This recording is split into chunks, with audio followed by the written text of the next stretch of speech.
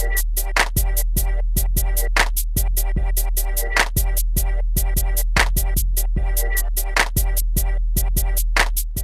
day 17! Woo! 17 days of sexiness. You must be looking pretty sexy right now. Damn hot.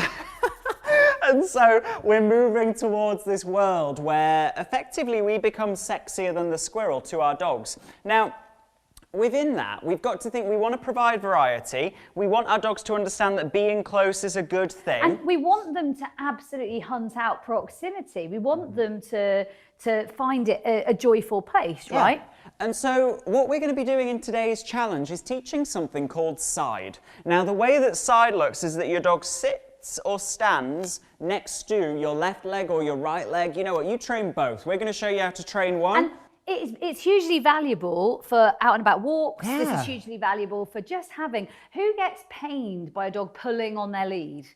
Who feels actually not enjoyable, right? It's a relationship drag. Yeah. Like it's a relationship downer. Yeah. It's definitely not, there's nothing sexy about being dragged along on a lead, right? No, nothing. So nothing. Here's how it looks. I'm going to have food in both hands. I have daily food allowance in both hands. And all I'm going to do is I'm going to lure Bet around from one hand to the other to bring her into position. So let me show you again. Around and feed in position.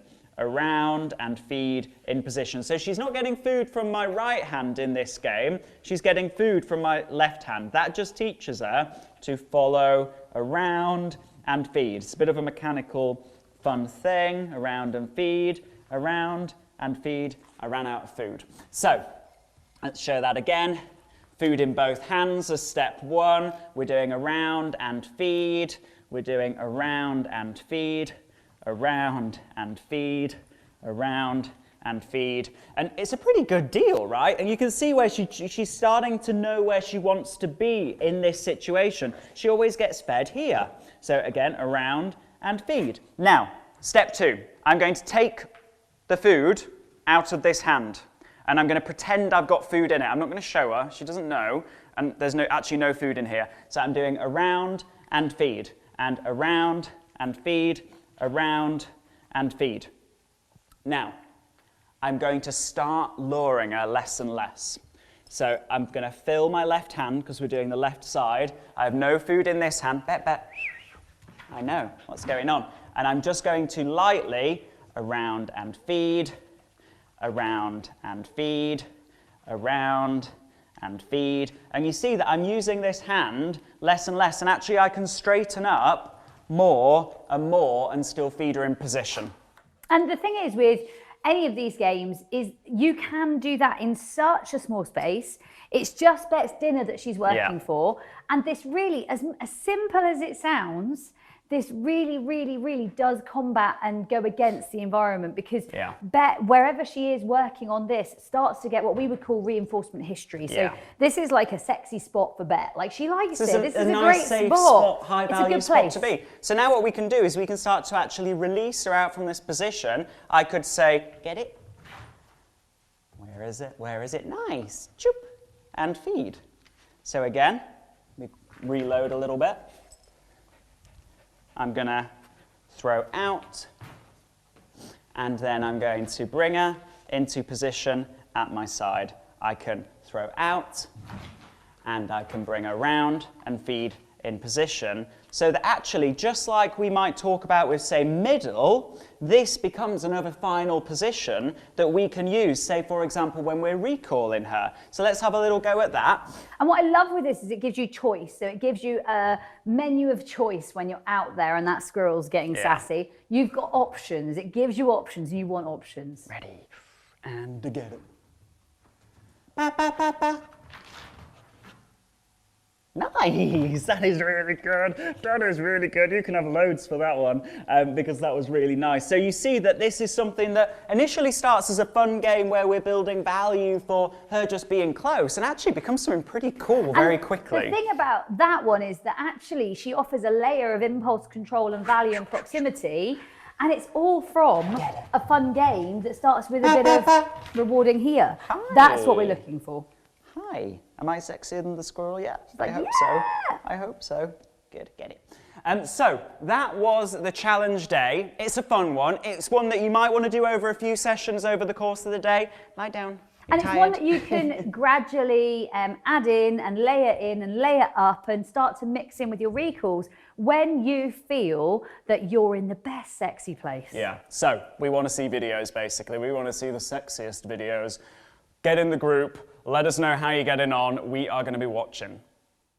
Okay guys, before you go, one of the biggest questions that we've been asked is, you know, I see that these games work, I believe the games work, but I'm worried that they might not work for my dog, my breed, me. My dog's a Javanese tree fox and he doesn't like food and he's not interested in toys, and actually he's a bit more unique than your dogs, and I've only seen you two train it with dogs you've already trained. With 5 different breeds. And so it's like, you know what, we want, the big thing is that we know how transformational these games can be for you. We want it to work for you. We want it to have great results, yeah, right? And the only thing that's stopping that is you kind of playing the game. So here's what's going to happen. We're going to head outside and we're going to work with real people, with real dogs, and we're going to show you example of actually how a real person will work with their real dog of a different breed. When we say real person, real dog, different breed, these guys have not played these games. You know what? They've not had all of the coaching. It's just us coaching them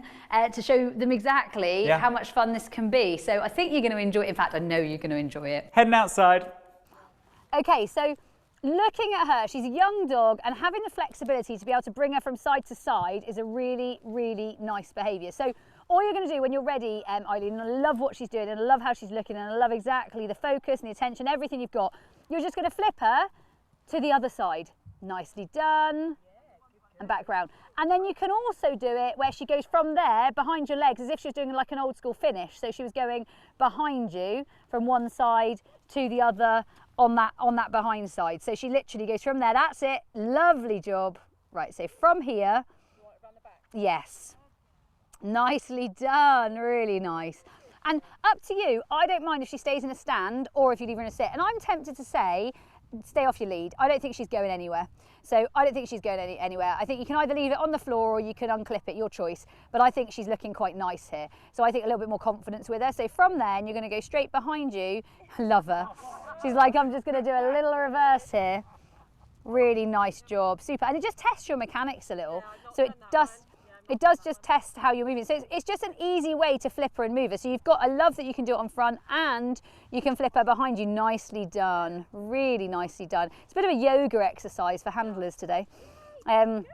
Clever girl. Nicely done. Very nice. Very nice. Good girl. She's like, here I am. Here I am. See me. Very lovely. And again. So all we're looking for, guys, is them being able to literally flip sides. And the flip side, the cool bit about flipping side, whether that, nicely done, good girl. And then behind your legs again if we can. And like I say, it does test Eileen because she's got to get a bit more flexible and she's going, oh, I find it easier if I'm doing this way. Good, really nice, really nice. Very nice. Unclip that lead, unclip that lead. It does not need to be on. She's tying you in a knot here. Tying you in a knot. Feel like Kylie Minogue spinning around. Right, ready? And from there, nicely done. And then literally flip down to super girl. Very clever. And you can see it, it's something that she's not used to doing. She's quite used to doing the in front and turn, so she's quite used to doing that one. This one's definitely harder for her, so this one's definitely one that she's not yet had a chance to do so much of, so it's really nice to see. No, it's good. It's good to see both. And I'm the same, I'm very comfortable with one and then not so much with the other. I think it's good to be able to do both, so it's really good to be able to do both of them. Very nice, super nice. Last go at that, ready? You can move around and then you can go into it. So you can move around, so get her off a movement game. Super nice. Wow, super good. And what I like with having them there, I'm just going to move towards you. You keep feeding her for being there. What I like is if you've got the ability to flip them in front, I like the ability to flip them behind because again, it means you're not set up on exactly, you're set up ready for the environment. So say there's something over there, you can go to here. Say there's something over there, you can flip back that way. Like, it gives you lots of options, and ultimately, again, your dog's reading your body. So ultimately, again, your dog's looking at what's going on in the environment. So I think, honestly, you can't really do enough of these, whether it's that or whether it's the other. I actually think you want all of them, but that's what we have so many games for. That's what the training academy is about. It's got like 200 plus now. Like, that's why you've got so many options, and the more resourceful and optimistic and choice you have, it allows it all to be more fun and seamless. Really nice job.